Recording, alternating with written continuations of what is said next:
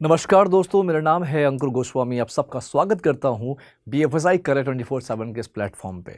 दोस्तों, आज मैं आपको सुनाने जा रहा हूं एक ऐसी बैंक की कहानी जिसने भारत के बदलते अर्थव्यवस्था में अपना एक अच्छा सा पोजीशन बनाया और लाखों लोगों के सपनों को पंख दिया। ये कहानी है एक्सिस बैंक की, एक सपने से शुरू होकर सफलता की ऊंचाइयों तक पहुंचने का एक इंस्पायर्ड जर्नी। दोस्तों, हमारी कहानी की शुरुआत होती है 1991 से। भारत उस समय अपने सबसे बड़े इकोनॉमिक क्राइसिस से गुजर रहा था। देश के फॉरेन एक्सचेंज रिजर्व्स इतने कम हो गए थे कि कुछ ही दिन के लिए बचे हुए थे। हमारे पास इतने पैसे भी नहीं थे कि हम अपनी बेसिक ज़रूरतों के लिए इंपोर्ट्स कर सकें। ऐसे कठिन समय में एक नए विजन के साथ डॉक्टर मनमोहन सिंह ने भारत के नए फाइनेंस मिनिस्टर का पदभार संभाला।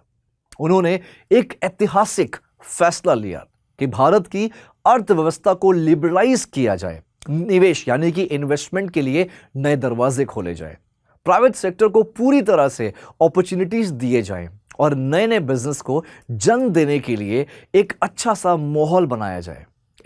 इस इकोनॉमिक रिफॉर्म्स की लहर में देश में एक नए बैंक की जरूरत महसूस की गई।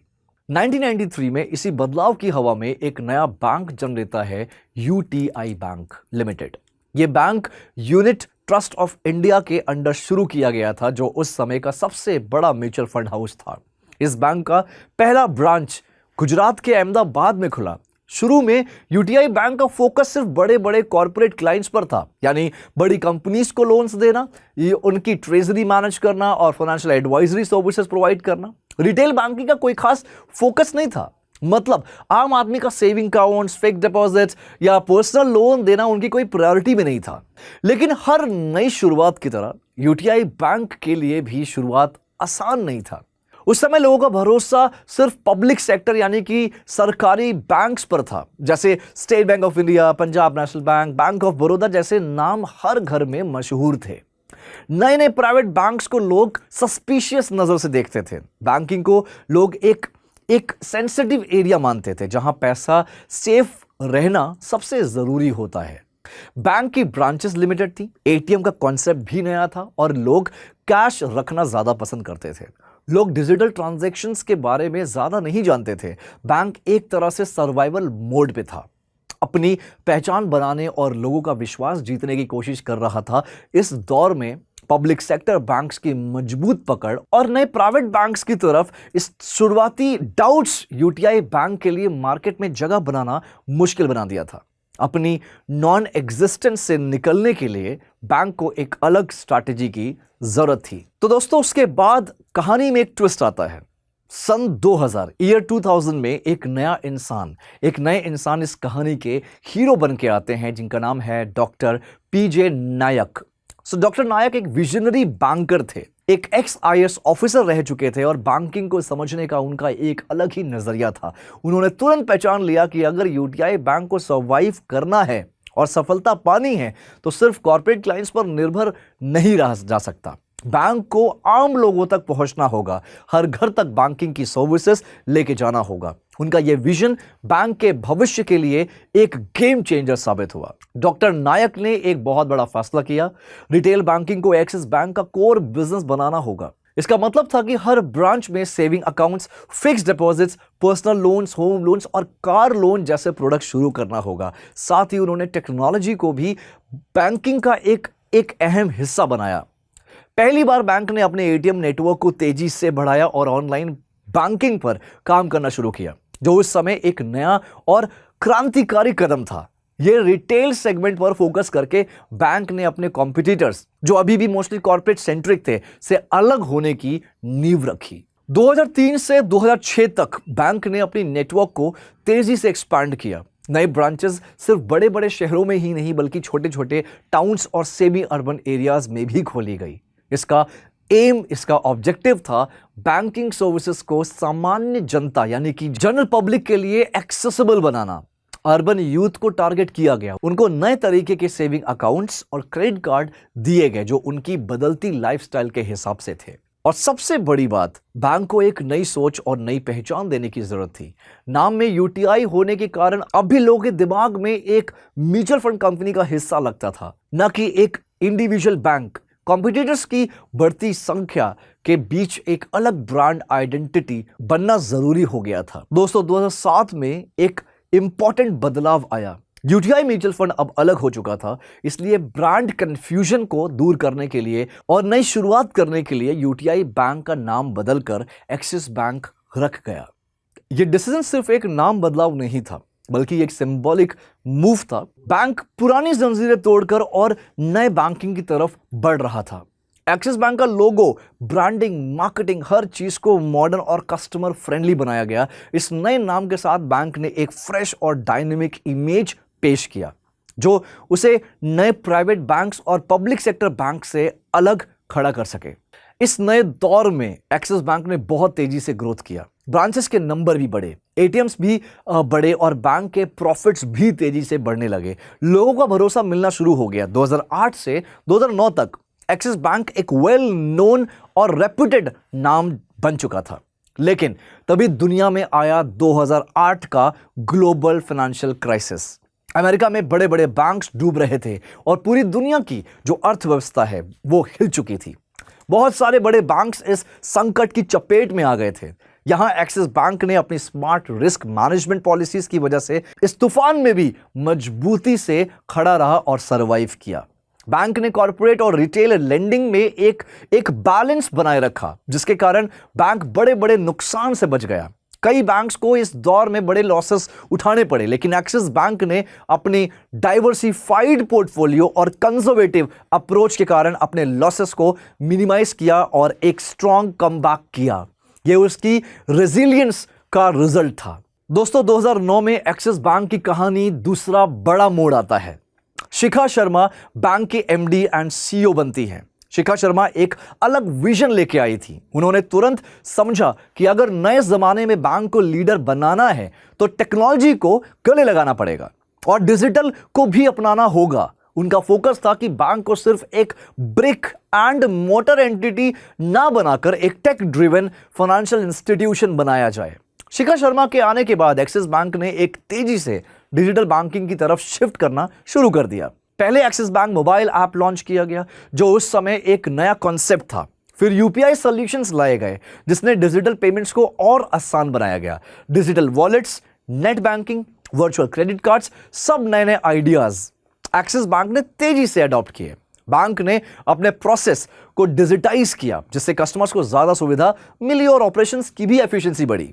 जब दूसरे बैंक्स अभी भी ट्रेडिशनल बैंकिंग पर फोकस कर रहे थे, एक्सिस बैंक ने डिजिटल स्पेस में आगे बढ़कर एक कॉम्पिटिटिव एज बनाया। इसी दौरान बैंक ने अपने प्रीमियम सेगमेंट पर भी फोकस किया। एक्सिस बरगंडी नाम से एक लग्जरी बैंकिंग सर्विस स्टार्ट की गई, जिसमें हाई नेटवर्थ इंडिविजुअल्स को पर्सनलाइज्ड सर्विसेज प्रोवाइड की गई। Wealth management, priority services, NRI banking जैसे नए सेगमेंट्स भी खोले गए, जिससे बैंक की कस्टमर बेस और सर्विसेज का स्पेक्ट्रम बढ़ा। इस मल्टी प्रोंग्ड स्ट्रैटेजी से बैंक ने अलग अलग कस्टमर सेगमेंट्स को टारगेट किया और अपनी मार्केट प्रेजेंस को मजबूत किया। 2013 से 2015 के बीच एक्सिस बैंक ने रिटेल लोन्स को एग्रेसिवली ग्रो किया।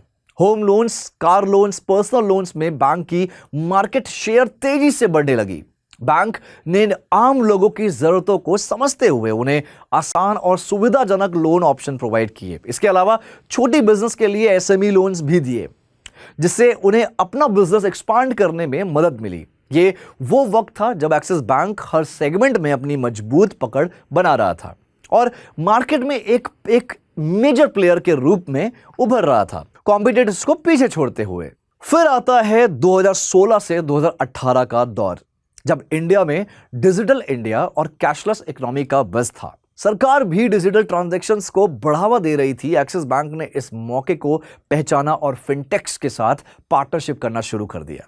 इससे बैंक को नए नए डिजिटल सॉल्यूशंस और इनोवेटिव प्रोडक्ट्स को अपने कस्टमर तक पहुंचाने में काफी मदद मिली। ओपन बैंकिंग जैसे कॉन्सेप्ट्स को भी एक्सप्लोर किया गया, जिससे बैंकिंग सर्विसेज और भी सीमलेस बन गई। स्टॉक मार्केट इन्वेस्टर्स के लिए एक्सिस डायरेक्ट प्लेटफॉर्म लॉन्च हुआ, जिसके थ्रू कस्टमर्स आसानी से शेयर्स में भी ट्रेड कर सकते थे। इससे एक्सिस बैंक ने सिर्फ बैंकिंग ही नहीं बल्कि इन्वेस्टमेंट सॉल्यूशंस में भी अपनी प्रेजेंस दर्ज कराई। ये नए एवेन्यूज एक्सप्लोर करना बैंक को तेजी से बदलते फाइनेंशियल लैंडस्केप में रेलिवेंट रखा, जबकि दूसरे बैंक्स अभी भी ट्रेडिशनल मेथड्स पर ज्यादा डिपेंडेंट थे। 2019 में एक्सिस बैंक को एक नया लीडर मिला, Amitabh Chaudhary. Amitabh Chaudhary private insurance sector से आए थे। वो एचडीएफसी लाइफ के एक्स सीईओ रह चुके थे। उन्होंने बैंक के रिटेल बिजनेस को और एक्सपांड करने और लोन बुक को सेफर बनाना शुरू किया।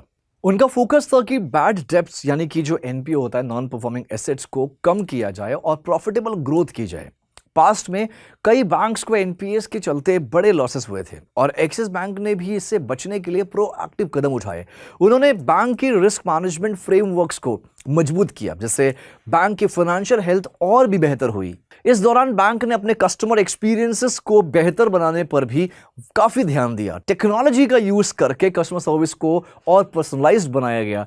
रिस्क मैनेजमेंट पर इस फोकस ने बैंक को फ्यूचर के किसी भी फाइनेंशियल डाउन टर्न के लिए तैयार किया। और फिर 2023 में एक्सिस बैंक की कहानी का सबसे बड़ा और इंपॉर्टेंट मोड़ आता है, जिसने बैंक की ग्रोथ ट्रैजेक्टरी को ही बदल दिया।